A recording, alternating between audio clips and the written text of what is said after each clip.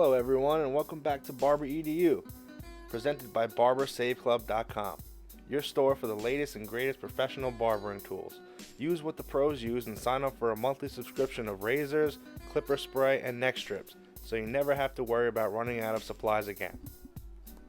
On this episode of BarberEDU, we're going to teach you a basic version of how to perform a skin taper. As described in our original video, Fading 101, there are three main ways of fading or blending: up, down, and meeting in the middle. For this video, we're going to use a mix of all three techniques. I will start off my haircut by using a number 1 clip, all the way open, which is represented as a number 1.5, starting at the top of the desired position for the taper. Next, we will blend down to a 1.25, which is halfway open, cutting on a slight angle. Next, we will continue by blending down to a number 1, closed blade, still cutting on an angle and using the inside edge of my blade. The next step I will take is a number 0, closed blade with no guard attached. Keep the guideline low. You can always go back and raise up the guideline at a later time. I now open my blade halfway to 1/4. Blending slightly higher than my last guideline, making sure I do not go too high, and my new guideline is straight and true. Continue by opening the blade fully to a half, using a light scooping method to blend the half to the number 1. Make sure you roll your wrist to ensure quality. Now I will go back into the taper with 1/4 halfway open, so I can clean up any dark spots or lines that may still be there.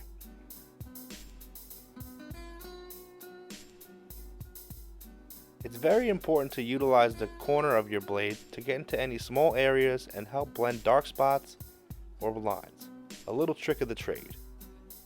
And finally, to bring it all together, I will use my half guard with an open blade. This represents as a number 1. I will then close my blade halfway to represent 3/4. Finally, ending off with my half clip fully closed to transition seamlessly into a lower portion of the taper we have already completed. My client has requested a faded beard to transition into the skin taper, so we must now do almost all the same steps but by blending upwards, starting with the number 1.5 open blade, then onto the 1.25 halfway open. Make sure to get all the hair. We want our beard to be nice and even. Next, down to a number 1 closed blade, making your guideline higher than the last. Now, taking the guard off, starting with a half, then closing the blade halfway for 1/4. And then finally, finish it off with the 0, closed blade.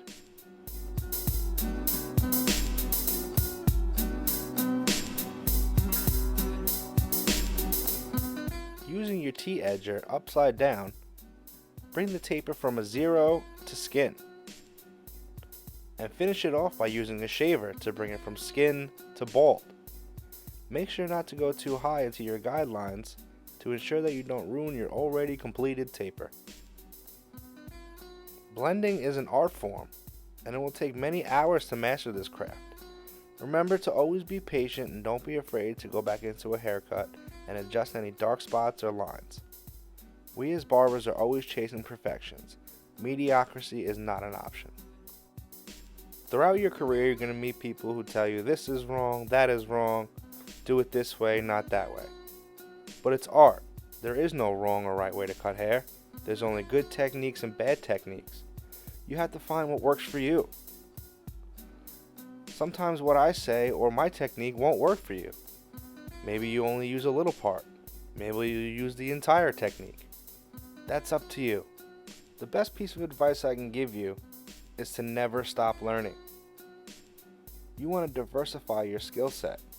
You want to be able to do a skin fade flat top, and the next haircut you could do a long layered scissor cut.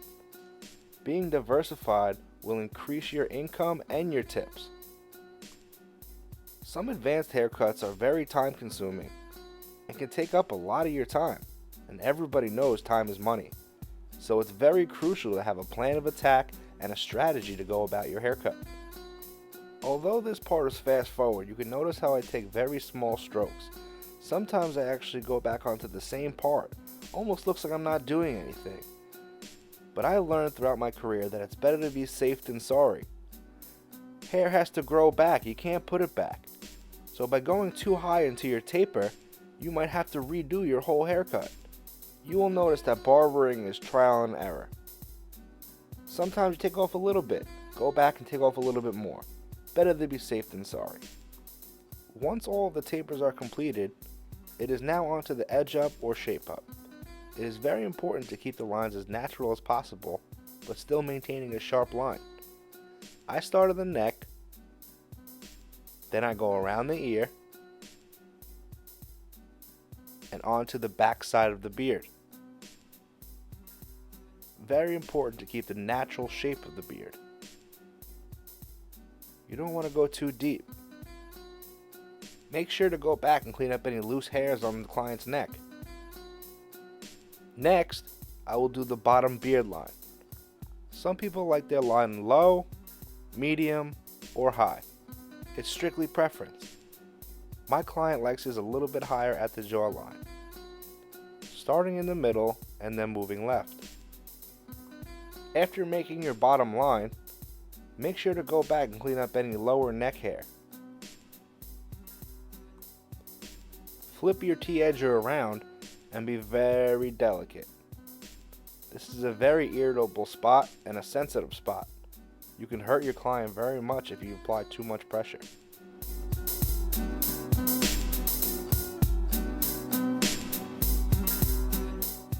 Next, we will use a straight edge razor to arc the top line of the beard, keeping it as thick and natural as possible. Making sure to use the whole blade, including the heel and the point. Make sure you always use your other hand to pull the skin tight for ease of shaving. Make sure that you use alcohol or a shave gel while making your line. It creates a smoother process and feels better for the client. Using a traditional shaving cream, you will not be able to see your line as well. Accuracy is everything.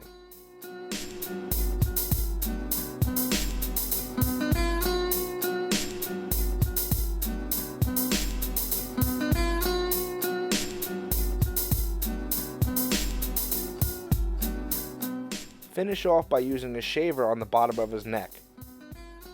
Go the extra mile. Show the client that you care. It will increase your tip and your income.